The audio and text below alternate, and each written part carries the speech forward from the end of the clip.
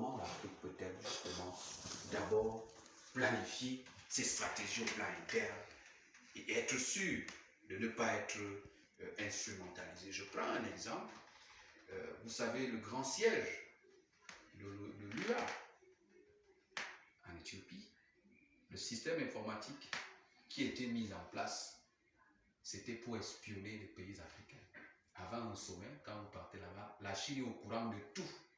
C'est-à-dire que lorsqu'on éteint les systèmes informatiques, ils redémarrent seuls à minuit.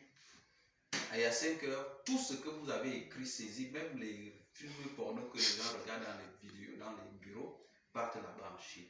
Ce sont un petit groupe de Cameroun. J'ai des étudiants de l'IAI en stage là-bas qui ont détecté cette défaillance. Et la Chine a vite fait justement de remettre les clés à l'UA. Quand est-ce que l'Afrique peut-elle ou pourra-t-elle penser ses stratégies au plan interne, y aller justement avec un autre poids dans de pareils forats? Je voudrais, avant de répondre à votre question, revenir un peu sur le développement d'Oliza. Pour dire que un sommet auquel prend part notre chef d'État et certains membres du gouvernement ne peut pas être classé au rabais tel qu'il l'a développé tout à l'heure.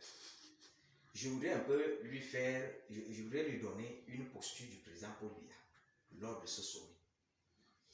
Le président Biya dit que pour ce sommet est le début d'une réflexion pour remodeler les institutions financières. Le début? Le début, ça peut prendre 100 ans. Attendez, je vais vous dire. Alors, le président de la République s'est félicité vendredi d'un consensus complet pour réformer en profondeur le système financier mondial. Mais en attendant cette révolution, le sommet a accouché d'une série de petits pas. La Banque mondiale, par exemple, fait part de son intention d'intégrer à ses accords avec les pays les plus vulnérables une nouvelle clause de suspension du paiement de la dette en cas de catastrophe naturelle. Cette mesure, portée par Mia Mottley, la charismatique première ministre de la Bardade, doit permettre aux pays frappés par des phénomènes météorologiques extrêmes de mettre en pause provisoirement le remboursement de la dette afin de parer à l'urgence. Le tout nouveau président de la Banque mondiale, Ajay Banga, a quant à lui exprimé son intention d'œuvrer à une transformation culturelle de l'institution. En fait, quand je Daniel, je vous relance simplement. Oui. Le rabais peut être qu'il y a beaucoup d'intentions. J'ai cité au moins 7 COP qui parlent des mêmes problématiques. On est toujours dans l'intention, jamais dans l'action. Ça peut inquiéter. Je voudrais dire que, en réalité, ce que nous devons retenir est tout à fait simple. C'est que l'Afrique, dans le cadre des relations internationales, l'Afrique est quelque peu asphyxiée et étranglée. Et c'est en cela qu'un écrivain avait bien intitulé un ouvrage que l'Afrique est mal partie. René Dumont. René Dumont, merci. Que l'Afrique est mal partie. Jamais parti. Alors, ce que je voulais dire, c'est que nous ne devons pas rester dans cette posture de dominer. Nous devons, dans un sursaut d'orgueil, de nous réveiller et de faire entendre notre voix sur l'échiquier international. Et c'est en cela que certains panafricanistes africains, tels que Muammar Kadhafi, le président Paul Biya, Idriss Déby Itno, Robert Mugabe, Obiangema Bazoua et Omar Bongo Ndimba et bien d'autres.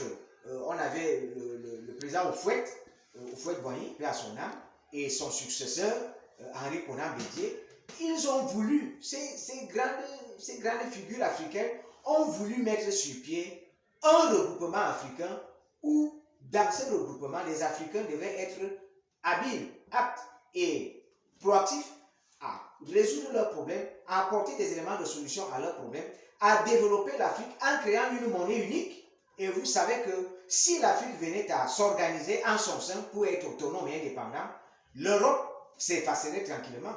Et comme les Européens savent que l'Afrique est leur réservoir, l'Afrique est la source dans laquelle ils viennent puiser. Ils ne peuvent pas accepter que cela ait lieu. Et c'est en cela que nous voyons tous les combats que l'Afrique vit aujourd'hui, des guerres internes, des guerres tribales, de la déstabilisation à la tête des États, des coups d'État qui sont organisés et perpétrés en Afrique. C'est que nous devons, je suis d'accord, nous devons nous asseoir en tant qu'Africains, nous organiser pour prendre notre destin en main. Mais dans quel environnement et dans quel contexte, quand on sait que le franc CFA même que nous utilisons n'est même pas fabriqué en Afrique. Le franc CFA est imprimé en France. Et c'est la France qui décide de la quantité de billets qu'elle peut mettre en circulation. Et c'est la même France qui donne la valeur qu'il faut au franc CFA. Vous convenez avec moi que la bataille est rude, elle est difficile, elle est dure. Mais nous ne devons pas baisser les bras. Nous devons œuvrer, nous devons combattre, nous devons nous asseoir, nous devons réfléchir. Et nous ne devons pas vivre en autarcie. Nous devons nous ouvrir au monde et aller voir ce que les autres font pour tirer ce qui est positif sur ce qu'ils font, mais aussi pour défendre nos intérêts et chercher des voies et moyens pour que nous puissions faire entendre notre voix et que nous préservions notre position et notre identité de responsables en tant qu'Africains pour que nous puissions nous développer et nous émanciper. Je crois que nous ne pouvons pas dire totalement que ce sommet était négatif et que nous n'avons rien tiré de là. Certes, il y a du chemin à faire, mais nous devons rester téméraires, nous devons être persistants, nous devons être incisifs dans ce combat pour que nous puissions sortir de ce gouffre et de cet embrigadement de l'Occident sur l'Afrique. Il faut être pratique. Je crois que Muammar Kadhafi l'a été, mais isolé à la fin, parce que c'est une information que beaucoup de Camerounais savent aujourd'hui. L'Afrique voulait créer son FMI et le siège devrait être Yaoundé. Et il paraît dans les couloirs diplomatiques que Muammar Kadhafi était même à faire le déplacement de l'Afrique. C'est-à-dire que, est-ce qu'on a suffisamment eu le temps de pérenniser ces réflexions? Les autres, eux, ils ont les intentions. Pas de satellite pour l'Afrique. Pas d'institutions financières fiables pour faire un certain nombre de choses. Pas même une seule même voie pour aller défendre les intérêts écologiques. Comment l'Afrique pourra donc faire?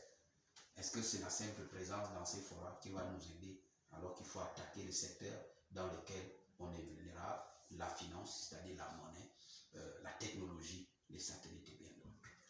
Il faut être naïf pour penser que le sommet de Paris sur le nouveau pacte financier est une panacée pour les problèmes auxquels l'Afrique fait face aujourd'hui. Il faut être vraiment naïf. Et je pense que axer le nouveau pacte financier ou bien allier le nouveau pacte financier à la question climatique, c'est une escroquerie d'ailleurs. C'est une escroquerie. Parce que ces pays développés, ils sont déjà développés, ils se sont déjà industrialisés et se rendent compte aujourd'hui qu'ils ont pratiquement épuisé leurs réserves fossiles. Or, l'Afrique possède encore toutes ses potentialités naturelles. On voudrait donc maintenir l'Afrique dans ce statu quo pour qu'elle ne se développe pas en disant qu'il faut préserver l'environnement. Je vous assure, c'est une escroquerie. Nous avons besoin de nous industrialiser. Nous avons besoin de transformer nos matières premières. Nous avons besoin d'exploiter notre charbon pour nous industrialiser. On peut fournir, le charbon peut servir de centrale thermique pour la production d'électricité. Et l'Afrique en dispose.